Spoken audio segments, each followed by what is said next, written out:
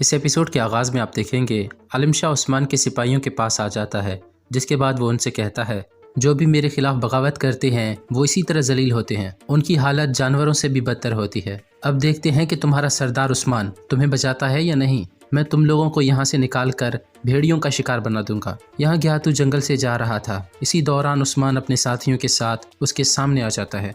ग्यातू कहता है तुमने मुझे पकड़ लिया उस्मान। उस्मान कहता है तुम बड़े जालिम हो, तुमने पूरी सरजमीन का सुकून बर्बाद करके रख दिया है। तुमने बहुत से मासूम लोगों को मारा, लेकिन अब तुम्हारा वक्त ख़त्म हुआ जाता है। ग्यातू कहता है तुमने बहुत देर कर दी है उस्मान, मैं पहले ही अपनी मंजिल तक पहुंच चुका हूं। इसी दौरान बहुत सारे मंगोल सिपाही वहां पर आ जाते हैं और उस्मान वालों को चारों अतराफ से घेर लेते हैं। ये देखते ही उस्मान और उसके सिपाही मंगोलों पर हमला कर देते हैं, जिसके बाद वहां पर लड़ाई शुरू हो जाती है। यहाँ मारी और कॉर्नेलिया जंगल में कोई शिकार तलाश कर रही थी। इसी दौरान मारी को एक परिंदा नजर आता है। ये देखकर मारी जैसे ही उस परिंदे पर हमला करने लगती है तो उसकी नज़र एरबे और उसके सिपाहियों पर पड़ जाती है। एरबे और उसके सिपाही मुसलसल निशानात का पीछा कर रहे थे।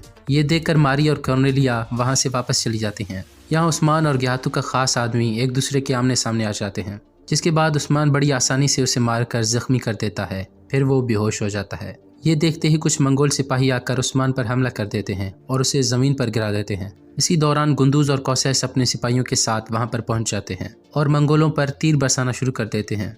ये देखकर ग्यातू अपने कुछ सिपाहियों के साथ वहां से भागने लगता है। जब उस्मान ग्यातू के पीछे जाने लगता है तो गुंदूज उसे रोककर कहता है हमें यहाँ से निकलना होगा। ये सुनकर उस्मान कहता है ये आप क्या कह रहे हैं, हम ग्यातू को नहीं छोड़ेंगे। गुंदूज कहता है हमारे सिपाही उनके कब्जे में हैं। उस वजीर ने कबीले पर भी हमला कर दिया और खवातीन को भी कैदी बना लिया है। ये सुनकर उस्मान बहुत परेशान हो जाता है। यहाँ ग्यातू कह रहा था मैं मिंगियान यानी कि अपने खास आदमी को उस्मान से वापस लूंगा।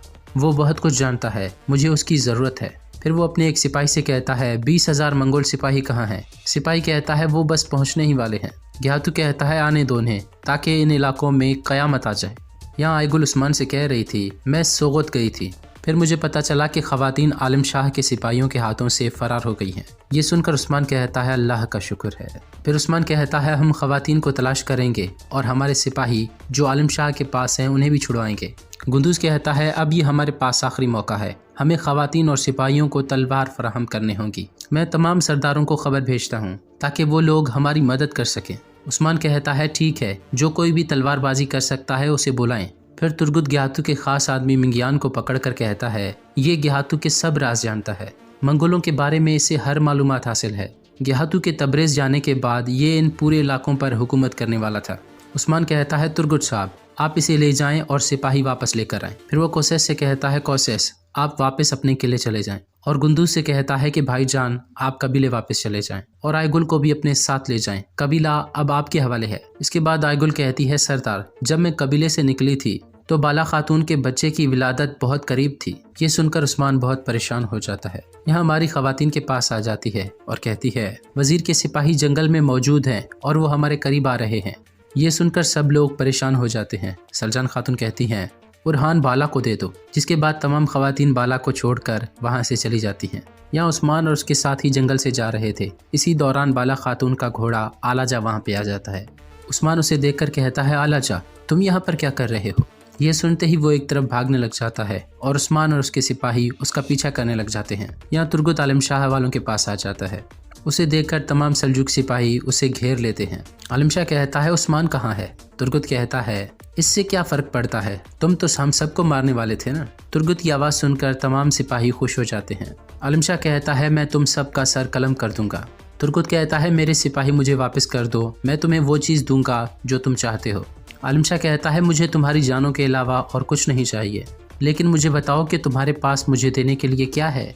ये सुनते ही तुर्गुत के सिपाही ग्यातू के खास आदमी को वहां पर ले आते हैं। तुर्गुत कहता है तुम ताकत हासिल करना चाहते हो ना आलिम शाह, ये लो, ये मंगोलों के सारे राज जानता है। वो मंगोल जिस पर ग्यातू सबसे ज्यादा भरोसा करता है मिंगियान, वो ग्यातू जिससे तुम डरते हो, अगर उसे पता चल गया कि तुमने मिंगियान को बचाने का मौका ज़ाया कर दिया तो वो तुम्हारा वो हाल करेगा कि मुझे सोच कर ही तरस आ रहा है।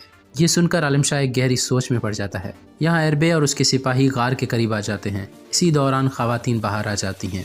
खवातीन को देखकर वो उनकी जानिब बढ़ने लगते हैं, लेकिन इसी दौरान आलाजा वहां पर आ जाता है और उनके बीच से होता हुआ वहां से गुजर जाता है। इसके बाद उस्मान भी अपने सिपाहियों के साथ वहां पर आ जाता है और उन पर तीर बरसाने लगता है। عثمان کو देखकर तमाम ख़वातीन खुश हो जाती हैं, जबकि सल्जूक सिपाही वहाँ से भागने लगते हैं, लेकिन उस्मान उनमें से कुछ को ज़ख्मी कर देता है। अंदर बाला खातून गार में मौजूद थी। इसी दौरान उस्मान भी वहाँ पर आ जाता है।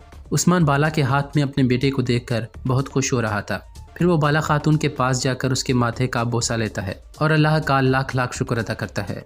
फिर वो अपने बेटे को गोद में उठाकर उसका बोसा लेने लगता है, जिसके बाद वो रोहान को भी अपनी गोद में उठा लेता है। इसी दौरान दूसरी ख़वातीन भी वहाँ पर आ जाती हैं। इसके बाद उस्मान बाला से कहता है, बाला अगर तुम्हारी इजाज़त हो तो मैं इसका नाम अलाउद्दीन रखना चाहता हूँ। बाला खुश होकर कहती है, बिल्कुल।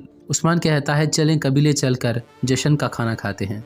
इसके बाद कबीले के मनाजिर दिखाए जाते हैं। सब लोग खाने की दस्तरखान पर मौजूद थे। बाला खातून अपने बेटे को शेख अदब अली को दे देती हैं, जिसके बाद शेख अदब अली उसके कान में अजान देने लगते हैं। अजान देने के बाद वो उसके कान में कहते हैं, तुम्हारा नाम अलाउद्दीन अली है, तुम्हारा नाम अलाउद्दीन अली है। जिसके बाद वो उसे दुआएं देने लगते हैं।